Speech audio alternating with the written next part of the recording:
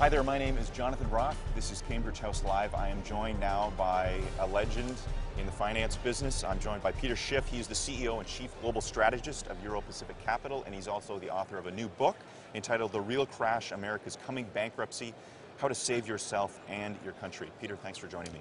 Well, thanks for having me on. So listen, how can you save yourself and your country? Because it looks like the world is in a serious state of disarray. Well, first of all, I think all countries can benefit from the economic advice in the book, the political advice, as far as my remedy for restructuring America, or how we can change monetary and fiscal policy in the United States so that we can actually have a legitimate recovery that raises living standards and provides productive jobs. But America, I think Canada's not in this grave situation that America finds itself in, although you never know what the future might hold. Sure. If Canadian politicians have their way, Canada could one day be facing this predicament. Well, we did buckle down in the 90s, and we cleaned up our act to a certain extent. Well, that's why you're in better shape now. But there's no guarantees. But the United States, I think, is in a lot of trouble. A lot of people are focusing on Europe right now, as if Europe's in more trouble. It's not. I think the difference is that Europe is being forced to reckon with its problems now. The bond market isn't giving them any more slack. So they've kind of run out of rope, and now they're at a point where they have to make some tough political choices as to what they do. In America, we've been able to delay those tough choices because the world is still lending us money. The Fed has still got interest rates at zero, and the Treasury can borrow for next to nothing. And so it doesn't have to cut anything. It can keep on expanding government and artificially stimulating this phony recovery that we have. And although I think ultimately, the more of the stimulus we have, it doesn't have much of an effect, and then it wears off quickly, which is what's happening right now in the U.S. And I think we're headed back to recession. And the question is the Fed going to come in? Is there going to be more money printing, as quantitative easing, which is what they call it? And I think there's a good chance of that, but it's the wrong thing to do long term. Right. Okay, so let's just say that they do step in and that there is QE3.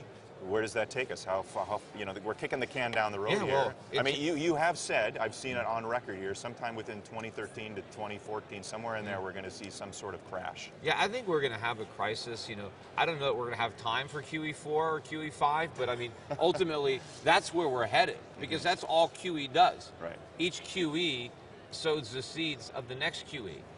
Because again, it's like you're trying to keep a drug addict high.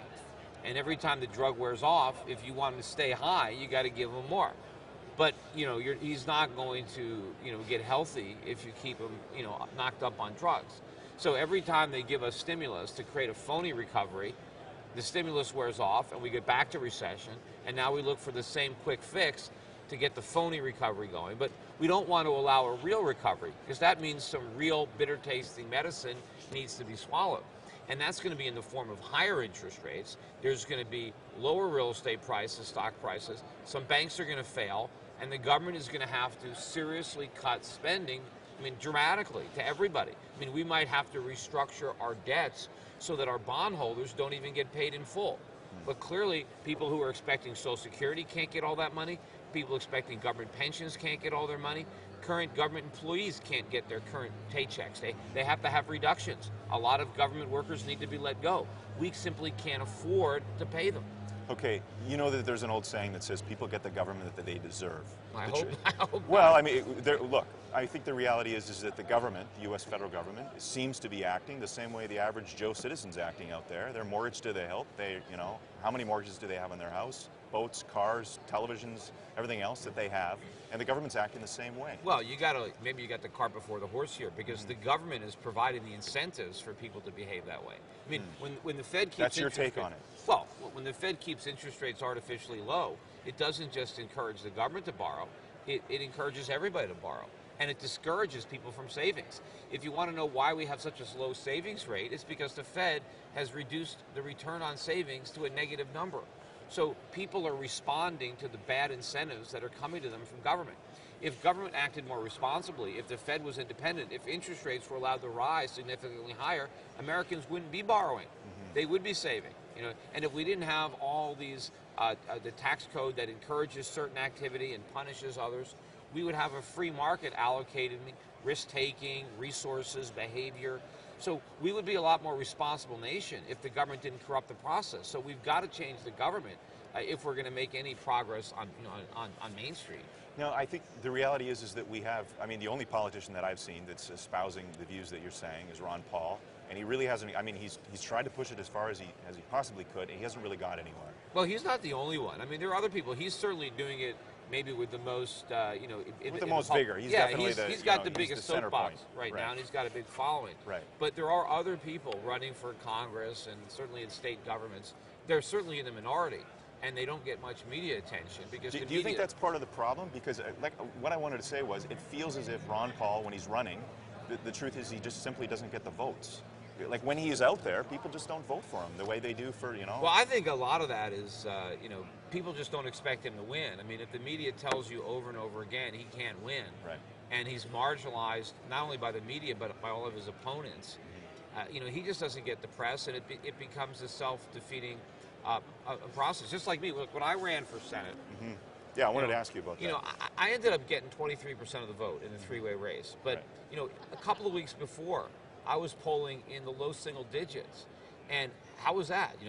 I got no media coverage. I got no endorsements from any of the papers. All my opponents got all the free media, all the endorsements. Well, you were running against Linda McMahon. We should state right. that, who is Vince McMahon's wife from the World Wrestling. Yeah, and she outspent me 10-1. But I was also running against Rob Simmons, who was an ex-congressman. But everybody assumed that I couldn't win. And how many people came to me and said, "Look, I wanted to vote for you, but I knew that I was throwing my vote away, so I had to vote for the lesser of the other two evils." Yet I ended up with 23% of the vote. If all the people that liked me but didn't vote for me because they didn't think I could win, I would have won if they had voted for me. But why didn't they think I could win? Because I had been marginalized in the polls. I was marginalized by the media.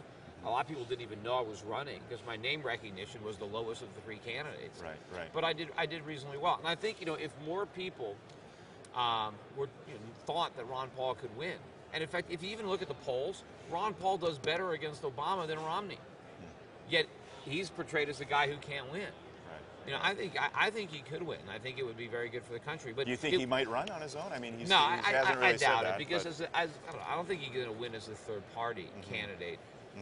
And just electing him doesn't mean there's a painless solution. We are in a lot of trouble. We've had decades of bad monetary and fiscal policy. We've got a cancer in our economy that needs to be cured, and it's not going to be painlessly. I mean, certainly some people, it won't feel it as bad as others, but for people who are dependent on government, who are living off of a government check, things have to change because the taxpayers who are making that possible can't afford it. The government has promised too much to too many people to buy their votes.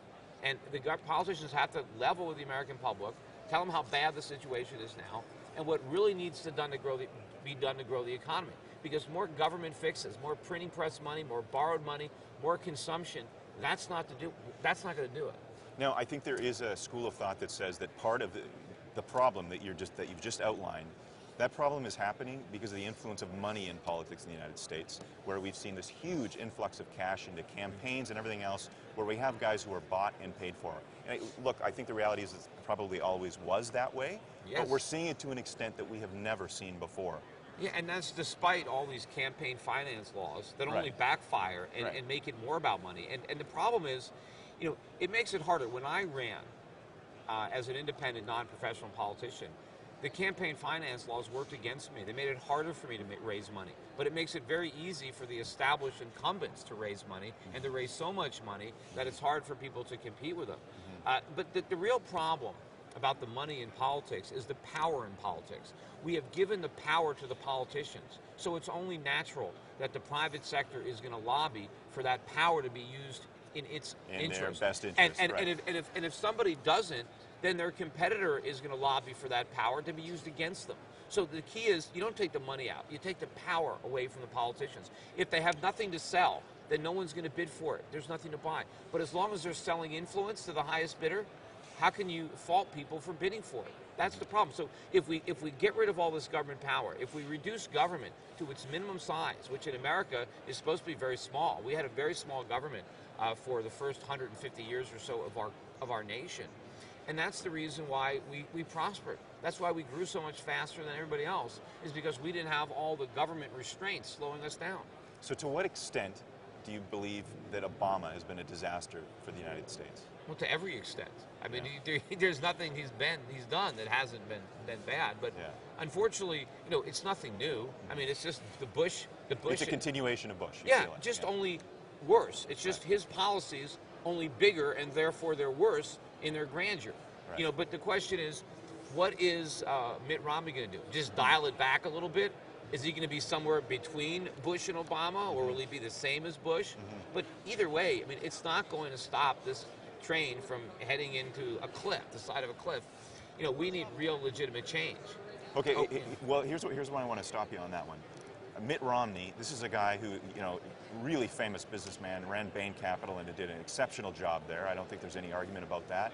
He stepped into the Olympics, which, let's face it, was a disaster at the Salt Lake Games, and he cleaned it up and he made it a successful thing, which you have to give him huge credit for that, because that took some serious talent and ability to do that. So I'm saying, in terms of somebody to step in and potentially fix the United States, on the one hand, I know you're advocating Ron Paul, maybe, but the reality is that if he's not going to make it, maybe Mitt Romney's the second best chance. Well, I doubt that he's second best. I mean, he's second best if the only choices are him and Obama. Right. But look, just because he did a good job at Bain Capital, I mean, it doesn't mean he's going to be a good president. No, but I mean, Salt Lake City, I think, is really instructive, because that's an international. You have so many interests there, a huge money, like.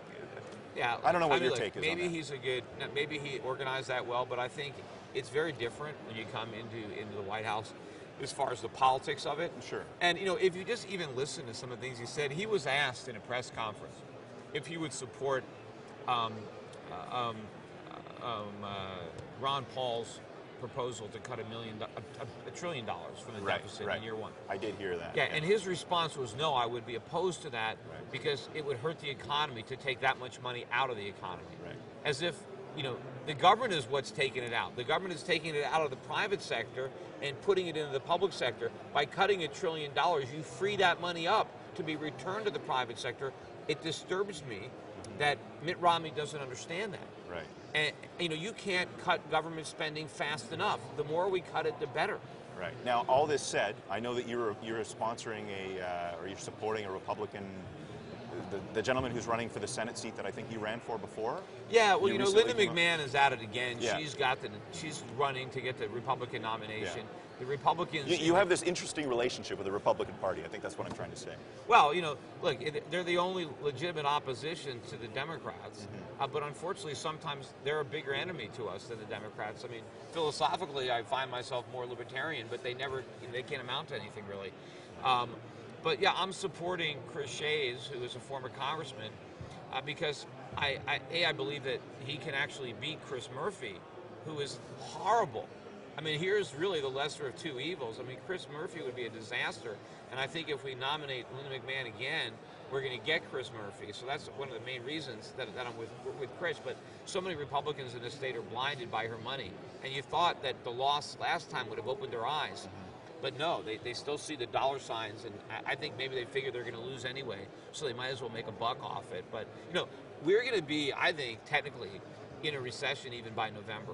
And so it's going to be hard for people to vote Obama back into office in that circumstance. So there could be a lot of Republican wins. The fear for me is, what are they going to do with that victory? Because if they keep doing this, I mean, it's going to hit the fan. I thought that the collapse would have happened during Obama's first term. Right. And the events that I didn't foresee was how the European situation would play out ahead of ours, and how that would divert attention from America to Europe, and how that would buy us time. Sure. Because I think the only reason we're able to accumulate all this debt and to keep our interest rates so low is because Europe makes it possible. Right, all the money's still coming to the U.S. Right, and so I think that has extended the process, and maybe it's extended it into the Obama second term, or maybe the Romney first term. Right. But the question is, if it really collapses on Romney's watch, then what is the public going to do? Are we going to say, aha, you see, we should have kept Obama, capitalism really doesn't work, because it already got a bad rap from Bush, right, when of course it wasn't capitalism, but the lack of it that caused the problems. And so we can have an even bigger backlash, and maybe get even somebody worse than Obama to follow a one-term Romney administration, because if we keep doing this policy of stimulus and growing government, it's just going to get worse for the average American. Our standard of living is going to fall. Eventually, our currency is going to collapse. Prices are going to skyrocket, and it's going to be a lot worse for the average American, especially when the government is the one looking for a bailout. And right now, you got countries like first Greece, now Spain looking for a bailout. Okay, yeah, Germany could bail out Spain if it wanted to. It's a mistake. It could do it. Who's going to bail out America? Right. We're so enormous. It's the expression "too big to fail." Well, we're too big to bail. Meanwhile, look at how much money the Chinese and the Japanese have already spent trying to prop us up. They flushed trillions down a toilet trying to prop up the American consumer, but it can't be done because we're all broke. So, what extent do you think inflation is around the corner? And do you think we're going for Zimbabwe-style inflation with the U.S. dollar? I don't think it's around the corner. I think it's here. I mean, we're on inflation street right now, or inflation alley, whatever you want to call it. What might be around the corner is much worse inflation, or hyperinflation, depending on how long we push this monetary envelope. Right? If we keep doing QE, if we keep shooting the economy up with stimulus until it overdoses, then we get hyperinflation. If, on the other hand, we recognize the error of our ways and we reverse the policy, then we'll put a brake on it. But the longer we wait to do that, the worse it's going to be. As far as the immediate pain. Are there any outside events that could step in and intervene to force the U.S. government to change what it's doing? Or does it have to come from the political class in terms of recognizing the problem and trying to figure out? No, I think it's going to be forced to do it, to change what it's doing by outside forces. I don't think U.S. politicians on their own are going to say, this is what we need to do, right? Bring on the pain to cure the economy. Right. It's going to be external. Look, the Greek politicians would have kept on borrowing and spending. No, in perpetuity. If it wasn't for the bond markets not wanting to cooperate. So our politicians are going to be no different. They're going to postpone the pain as long as they can to get to every election that they can until some external force puts pressure on them, and now they can see that the cost of continuing this is going to be worse than just doing the right thing and biting the bullet. And whether it's the Chinese, the Japanese, just the bond vigilantes, whatever it's going to be that's going to force them to have to act responsibly, it's going to happen. But the problem, as I said, is because we've waited so long to deal with it, we've made the problems much worse, right? And now it's much more disruptive to try to solve them because we've built up this gigantic dependent economy. Everyone's dependent on cheap money, the banks, individuals, the government. We have massive imports. We import $600 billion worth of stuff every year because we don't make enough. Why don't we make enough? Because we don't save enough, so we don't have capital, and we have too much government, too much regulations. It makes us uncompetitive. All this is a function of this phony economy that's kept together by this cheap money. And when it goes away and the whole thing unravels, and we realize just how screwed up our economy is, and we have all these misallocated resources, putting the pieces back together again is not going to be easy, especially if you're one of the pieces and you don't like having to be rearranged. So I hear what you're saying, and you've outlined a really good case in terms of where it's going. So the question is, how do you save yourself then? What can you do? What does the average person do? Well, this is all about saving yourself kind of financially, and not about. Some people, if you're really worried about the political and social consequences of what might happen, they're getting out of Dodge. Yeah, you can go someplace where you think it's physically safe, or if you think it'll be hard to take money out of the country, we'll take it out now, although it's certainly a lot harder for Americans, and you saw the way they jumped all over the co-founder of Facebook, one of the co-founders, for renouncing his citizenship. To save a ton of tax money. And they act as if that's a bad reason to give up your citizenship. That's the best reason I can think of. It's called freedom. Hey, I don't have enough freedom here. The government is taking too much of what I produce. I want to go someplace else where I can keep more of my produce. That's freedom. America was founded by people who renounced their British citizenship over taxes. Right. So how can you blame their prodigy for wanting to leave for the same reason? But in my book, I outline a lot of ways to invest.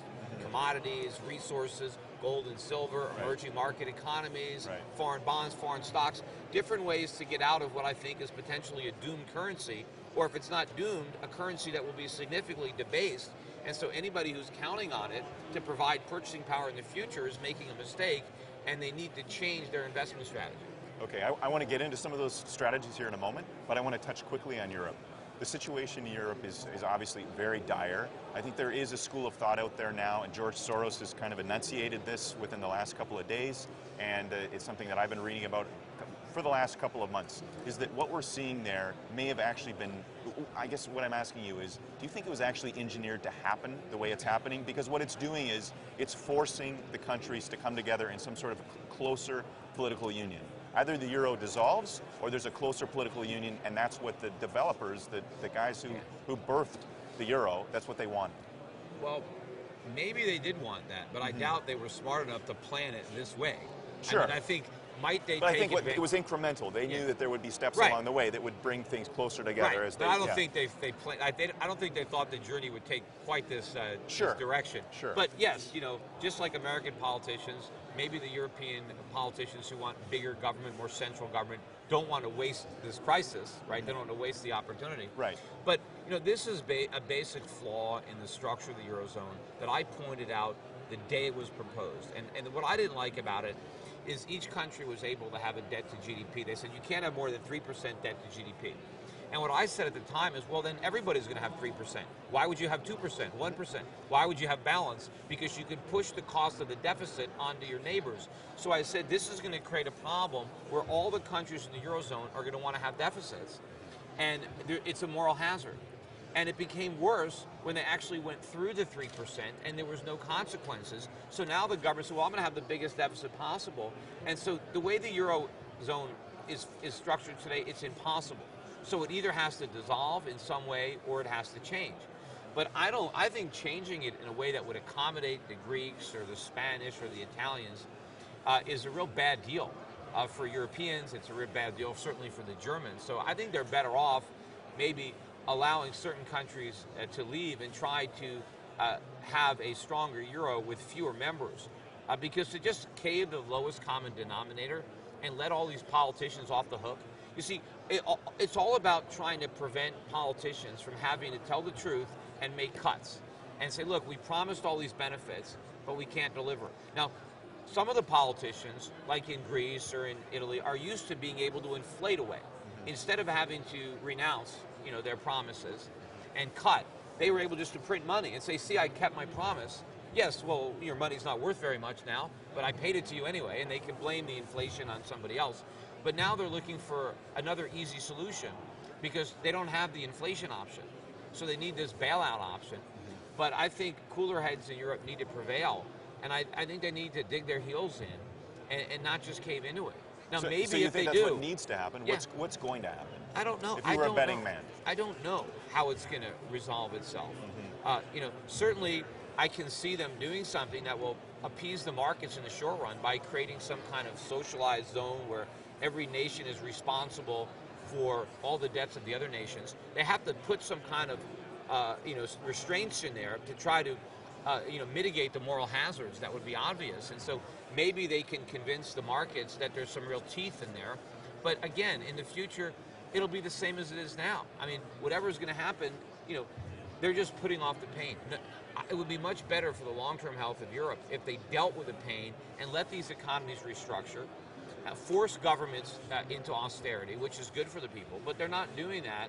But, you know, whatever happens, and I think this is the bigger point, however they resolve it in the short run, good or bad, whatever they do, right, it's going to take the pressure off the Eurozone temporarily and put it right back on the dollar, on the U.S. Now, unless somehow Japan can jump into the mix and become the next crisis before America, which I don't think the odds would favor that. I'm not saying it's impossible, but, you know, when the world is focusing on America, there is no short-term fix that can work anymore because we've been doing these short-term fixes for a long time.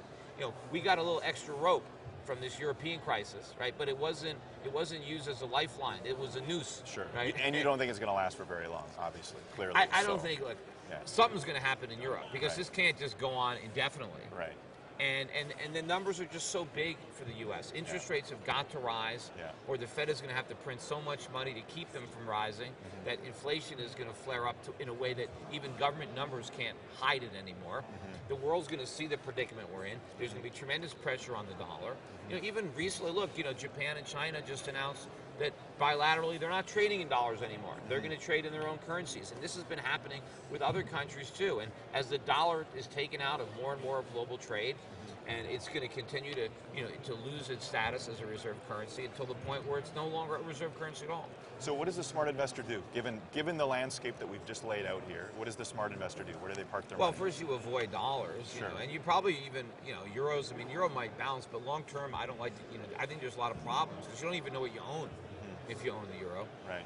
But there are other currencies that are not dollars or euros or yen for that matter that you can own. But I think gold is much better. I think money is safer than any currency. Where do you think gold's going? A lot higher. Yeah. Yeah, and gold's been trading. Can you define that? No, because I don't know how much money they're going to print. But I think it's going to go a lot higher. And I think, right now, gold's kind of acting as a risk asset.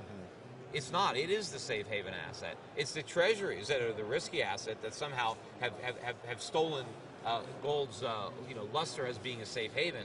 They're not a safe haven. And certainly when people start to worry about treasuries, right? Treasuries can't be a safe haven from treasuries. So people are going to have to look for something. And gold is real money. It's not just a money substitute. So, and I think the mining stocks, we're here at a mining conference, and these mining stocks are ridiculously cheap. So you think this is a good time to buy a junior mining stock? Oh yeah. I mean, don't have to buy. You're invested here?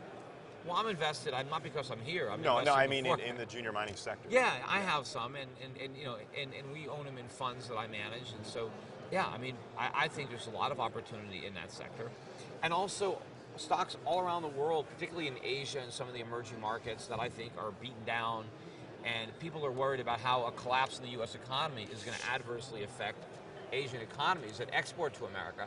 I think if they actually let us collapse, those economies would boom. See, the problem for Asia is not that America collapses, but that they prop it up. It's the cost of propping up the U.S. economy that is so costly to Asia. It's the cover-up that gets you. Yeah, if they just let America collapse and let their own currencies rise, they would be fine. They would have explosion of domestic demand. They can trade with one another. They would find out they don't need America. But because they think they need us so badly, they're spending so much money to prop us up so that we can buy things that we can never pay for. And so in the process, capital is taken from their economies and transferred to ours in a way that undermines their own economic growth. And they haven't been able to connect those dots yet. Well, listen, we could spend so much more time talking, and we have already gone through a lot of time here, but I really appreciate your time, and I know you've been right on a lot of this stuff in the past, and I think it's pretty clear from some of the signals that we're getting that you're probably right here in the future too. But I appreciate your time. Sure, thanks for having me on the show. Okay, appreciate it.